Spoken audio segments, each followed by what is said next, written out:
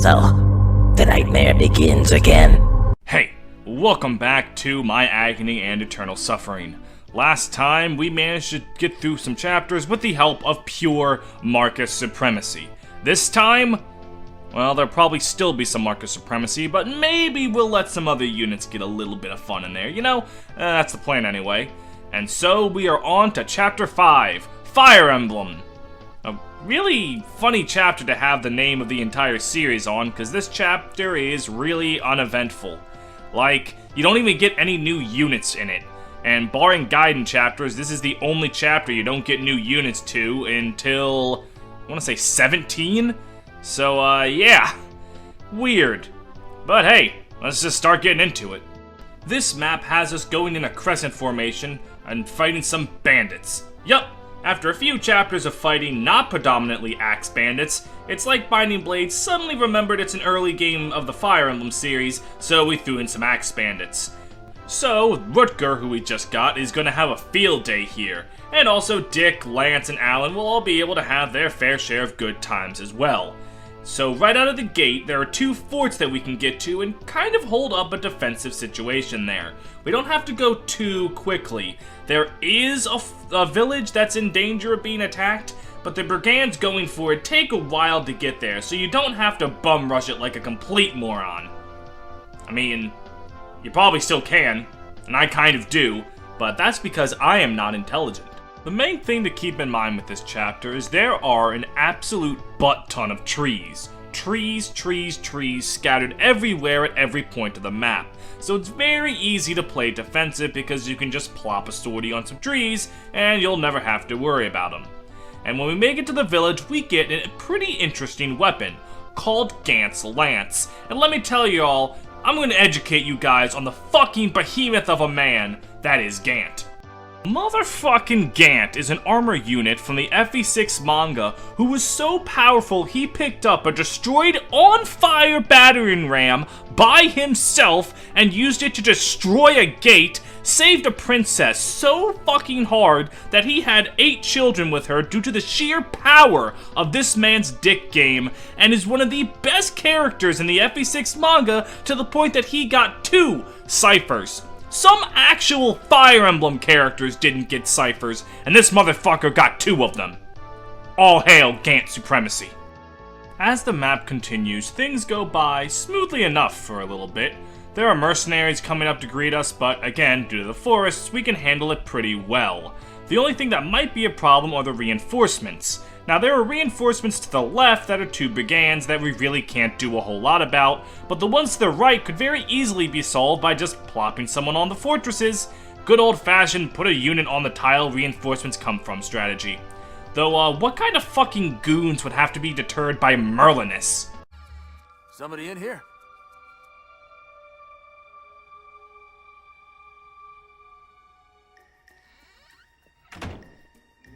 Something wrong? Nope. After this, the only real challenge that comes in the map is due to my own greed. I want to soften up a nomad for someone else to get the kill, so rather than just killing them with Marcus, I weaken them with a bunch of other attacks, and then, after nailing a bunch of mostly 50%, I missed the 76% with Dick. So that was scary, having that nomad and that mercenary free to run around, but some rescue chaining was able to help cure me of my stupidity, so, yeah. Don't try to get greedy, I tell myself, as I will almost certainly get greedy again at some point in the future.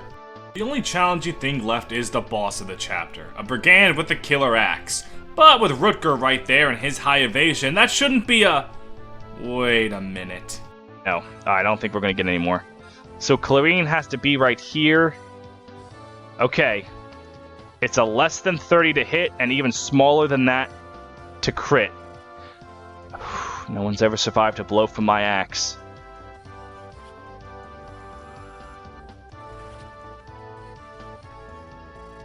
No, not again. I put my dick one bit away from the boss so that he attacks it with a hand axe instead of a killer axe. Once he does this, I put Rutger in front of him, attack him, and then rescue Rutger and drop him away, and keep doing this so the boss will never actually equip the killer axe, he'll just stick with the hand axe. And doing this, we have a pretty much completely safe way to kill the boss and win the chapter. We did it. We cleared Fire Emblem. Roll the credits. Nah, we're not done yet. We're on to chapter 6. It's a trap, but you can call me Jinzo because I ain't having any of it. Now this is another chapter that, going into it, I thought, this might be a little rough. But as it turns out, when you play like a little bitch, this chapter is very, very easy. The main thing that comes at you is a bunch of enemies down a center pathway from the very start. And then after that, reinforcements come down that same center path on so many turns. I think like every 4 turns starting from 12 or some crap. But here's the thing. There's no reason for you to ever leave that starting position you're in, and it's very easy to defend. The enemies don't really come from the right or left, they just come right down the middle like some kind of gamer that was told stealth is optional in this mission, and they just run down like an idiot. So with that being said, super easy, just let them come to you and deal with them as they come. The one thing that you would think stops you from doing this is that little girl you saw in the last clip, Kath. The idea is, as a thief, she runs around and steals shit, so you gotta go through the map and make sure you stop her from doing that. Really funny little trick you can do. Kath spawns in a wall, somehow, at the bottom right. And all you have to do is put a unit in front of that wall and Kath can't move. Kath is programmed not to actually attack or steal anything from you, so she's just stuck there until you talk to her with Roy. At which point she won't try to steal anything from the castle and will just leave. So, yeah. Call that bitch Soren Markov because she is stuck in a wall. Oh yeah, that reminds me. We get new units this chapter, don't we? Let's go over Saul first. You're nothing but a lousy little pervert! I am not a little pervert! Oh yeah? Then tell me, what are you? I'm a big one. Oh. Saul is a healer, and he has pretty good stats, pretty good bases. He's pretty good. Whenever I play Fire Emblem 6, he's always the healer I use, but really, in terms of the 3, you can kinda use them all interchangeably on a normal run, because they all end up roughly about the same level of usefulness. If you level them all the way up to 2020, Ellen has the advantage in magic, but lol, grinding a healer up to level 20, so Saul will generally edge her and Clarine out in terms of stats, but we won't be using him this time because we'll be using Clarine. So, better luck next time, Saul. Better luck next time. And as for Dorothy... Whoa! I didn't know irrelevancy could take the form of concrete matter. Now that all that's out of the way, it's worth noting that this chapter is like one of the few in FE6 that lets you go completely at your own pace. Once you handle the reinforcements from the north, you're free to just go about opening every room when you want to open them and dealing with what's inside. The bottom 2 rooms just contain reinforcements, but they don't spawn right away. So you can open it, get ready to fight them, and milk them for all the experience their blood and deaths are worth. And while you're campaigning around through the rooms, there happens to be one room that doesn't contain treasures or enemies, but a new unit. Sue, our first nomad, and guess what? Time to go over her for a second. Sue me. Thanks. Sue is a pretty solid unit. Bows aren't that terrible in this game, and she's on a horse in a game that really likes horses. She's very fast, very accurate, with speed and skill being her best growth rates. Her strength can be a little lackluster, but her consistent ability to double makes up for that. She does, however, have a few problems. First and foremost, her bulk is atrocious. Her base HP is low, her base defense and resistance are low, and the growth rates in defense and resistance are literally 10% and 15% respectively. Not good. Her other problem is her low base level, but as I said with the structure of this chapter and how easy it is to go slow in it, you can grind her up very easily if you want to. Her real big problem is that she contributes to the sake route. For those of you that don't know, in Fire Emblem 6, there is a route split in the last third of the game that determines whether you have a few maps in Sake or Ilia. The route split is decided by who got more experience, your Sake units, Sue and Shin, or your Ilia units, Tate and Shauna.